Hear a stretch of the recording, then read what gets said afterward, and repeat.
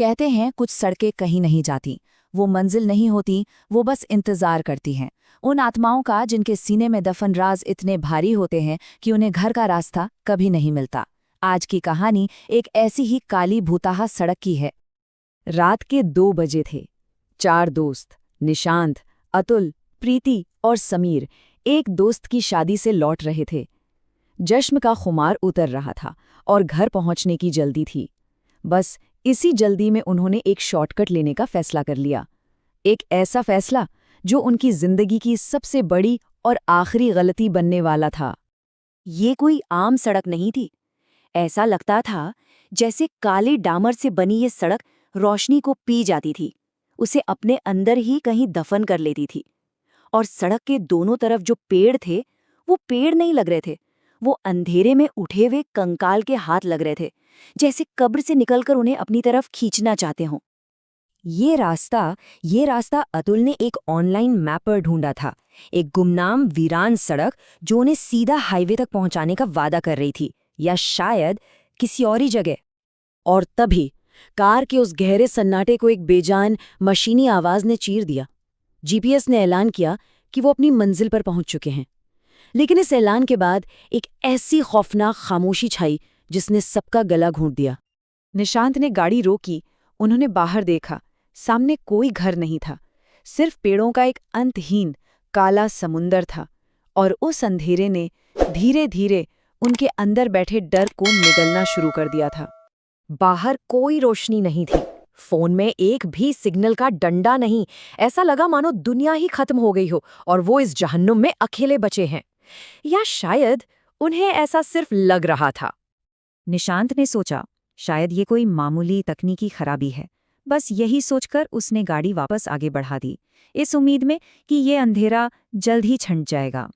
पर कुछ भी नहीं बदला। वही घुमावदार सड़क, वही कंकाल जैसे पेड़, हर मोड़ पहले जैसा, हर पेड़ हूबहू वैसा ही। ये नज़ारा अब उनकी आंखों में चुभने लगा था, किसी जाल की तरह जो कसता ही जा रहा था। गाड़ी के अंदर का वो दम घोटू सन्नाटा अचानक अतुल की एक खौफ से भरी चीख से टूट गया। उसने बाहर एक अजीब से पत्थर की तरफ इशारा किया जिस पर खून जैसे गहरे लाल निशान बने हुए थे, और उन चारों के दिल बैठ गए। वो सब उस पत्थर को पहचानते थे। ठीक 10 मिनट पहले वो उसी पत्थर के पास से गुजरे थे। वो आगे नहीं बढ़ रहे थे, वो एक ही घेरे में बार बार घूम रहे थे। अब गाड़ी के टायरों के नीचे कुचलती हुई पत्तियों की आवाज किसी की टूटती हुई हड्डियों जैसी लग रही थी। एक भयानक एहसास उनके दिलों में उतर गया कि ये सड़क जिंदा है और वो इसका शिकार बन चुके हैं। अब खतरा सिर्फ बाहर नहीं था, खतरा गाड़ी के अंदर भी था। हर एक के सीने में एक गहरा राज दफन था, और वो राज अब इस बंद गाड़ी में उनका दम घोंट रहा था। ड्राइवर की सीट पर बैठा निशांत जुए में लाखों रुपए हार चुका था। उसने अपने ही दोस्त अतुल से उधार लिए पैसे भी डुबा दिए थे, और इस पूरे सफर में वो बस एक और झूठ सोच रहा था, पैसे लौटाने का एक झूठा बहाना। बगल में बैठा अतुल चुपचाप प्रीति से प्यार करता था, वही प्रीति जो उसके दोस्त निशांत के साथ थी।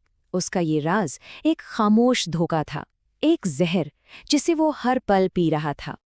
और प्रीति, वो अपने अतीत के एक भयानक सच से भाग रही थी।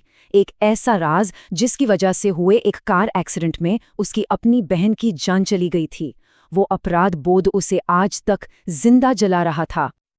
और पीछे की सीट पर खामोशी से बैठा समीर, वो सबसे गहरा, सबसे स्याह राज छिपाया था। वो अंदर ही अंदर मर रहा था, आत्महत्या के ख्यालों से लड़ रहा था। एक ऐसी लड़ाई जिसकी किसी को कोई खबर नहीं थी। और तभी हेडलाइट की रोशनी में उन्हें कुछ दिखा। उनकी गाड़ी एक पुराने जंग लगे गेट के सामने आकर एक झटके से रुक गई। वो गेट वहां पहले नहीं था। गेट पर ये 2 शब्द खुदे हुए थे, और उन शब्दों के पीछे की परछाइयों से एक बूढ़ा आदमी बाहर निकला। उसकी आंखें नहीं थीं, बस 2 काले गड्ढे थे जिनमें उस पूरी सड़क का अंधेरा समाया हुआ था। उसकी आवाज सूखी पत्तियों की सरसराहट जैसी थी। वो बोला, इस सड़क पर वो आते हैं जिनके अंदर का बोझ उन्हें कहीं और जाने नहीं देता। यहां से कोई वापस नहीं जाता। और फिर वो गेट एक भयानक चरमराती हुई आवाज के साथ खुला। एक अनजानी अनदेखी ताकत ने उनकी कार को अंदर खींचना शुरू कर दिया। उनकी चीखें अंधेरे में गुम हो गईं। गेट के अंदर एक मुर्दा शहर था और वहां हर किसी को अपने राज का सामना करना था। समीर ने अपनी बंदूक निकाली और एक गोली की आवाज से उस खामोशी को हमेशा के लिए तोड़ दिया। प्रीति को कार के शीशे में अपनी मरी हुई बहन का चेहरा दिखा, जिसने हाथ बढ़ाकर उसे अंधेरे में खींच लिया। और अतुल और निशांत, उन्हें तो काली डामर ने ही जिंदा निगलना शुरू कर दिया। वो चीखते हुए सड़क में धंसते चले गए। जब सुबह हुई तो सड़क फिर से वैसी ही शांत और सुनसान थी, जैसे पिछली रात वहां कुछ हुआ ही ना हो। कोई गाड़ी नहीं थी, कोई निशान तक नहीं था, सिवाय एक चीज के।